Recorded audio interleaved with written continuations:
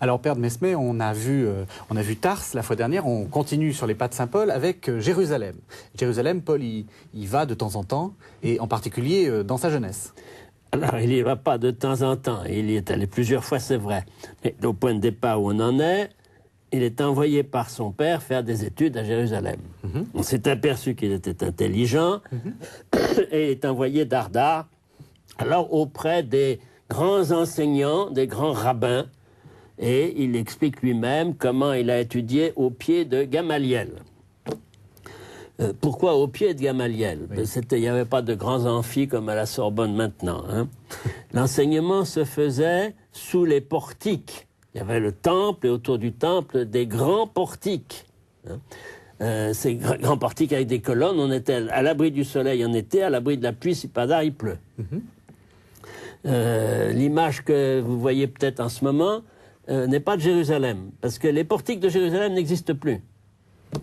C'est les portiques d'une mosquée à Shiraz, mais qui donne une idée de la chose, parce que sous les portiques d'une mosquée, au temps au moins où j'ai pris cette photo, eh bien, c'était un lieu où les étudiants se réunissaient, ils s'asseyaient en petits groupes et ils faisaient leur travail par terre, parce qu'il n'y avait pas de table, etc. Mais c'est comme ça qu'il faut imaginer Paul étudiant la Bible, la Torah, au pied de Gamaliel. C'est ça, au pied, ça signifie être assis pendant que le maître parle un petit peu assis. Alors qui c'est ce Gamaliel? Gamaliel était un rabbin, un disciple des grands rabbins, Akiba, etc. On le retrouve dans les Actes des Apôtres, parce qu'à un moment donné, c'est lui qui dit, quand on dit il faut supprimer ces gens qui sont des hérétiques, Gamaliel dit, vous savez, si c'est pas Dieu qui est derrière, ça se disparaîtra tout seul. Si Dieu qui est derrière, c'est pas la peine d'essayer de le détruire.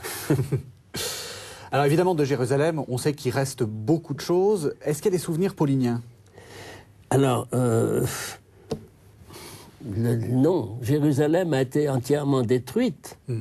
Par les Romains, donc il reste vraiment peu de choses tout à fait du 1er siècle.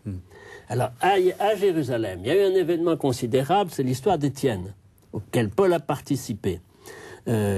Étienne, diacre, chrétien, juif, bien sûr, d'origine, mais chrétien, est traîné devant les tribunaux, lynché, et Paul est là, on dit garder les vêtements, c'est-à-dire c'est pas une situation d'acteur, c'est pas lui qui jette les pierres, mais il est un peu le témoin officiel qui va consigner la chose. Et Paul a été très frappé par cette aventure-là. Parce que la mort d'Étienne, c'est le premier martyr chrétien, c'est-à-dire qu'il s'est passé là quelque chose de très différent. C'est pas un héros qui est prêt à mourir. C'est un type qui, marqué par son expérience de la mort et de la résurrection du Christ, sachant que le chrétien est celui qui marche à la suite du Christ à travers sa mort et sa résurrection, il sait qu'il va vers le Père et que sa mort n'est pas un point final, mais au contraire le début d'une route qui mène vers le Père. Et ça a frappé Saint Paul très fort, et quand lui-même sera une fois lapidé et laissé pour mort, je pense qu'il repensera à Étienne. Mais cette affaire de l'expérience, le témoignage d'Étienne, Jésus est vivant, et je vois le Fils de l'homme siéger à la droite de Dieu dans la gloire. Ça a certainement bouleversé profondément Paul.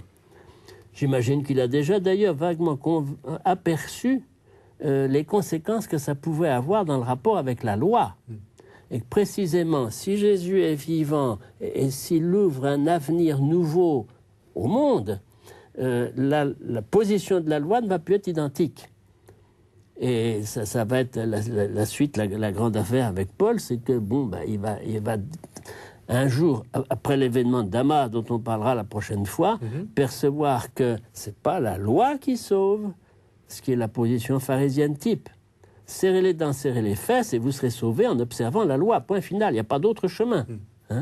Mais Paul va dire, non, la loi est donnée par Dieu. Il n'a jamais renoncé à la loi, il n'a jamais renié, il n'a jamais dit du mal. Mais en même temps, son rôle n'est pas de sauver le monde, parce que c'est pas possible, parce que les forces de l'homme ne lui permettent pas de vivre cette loi qui dit « tu aimeras de tout ton cœur, de toutes tes forces et de tout ton esprit ». On sait bien que c'est pas possible, je ne suis pas encore là moi-même.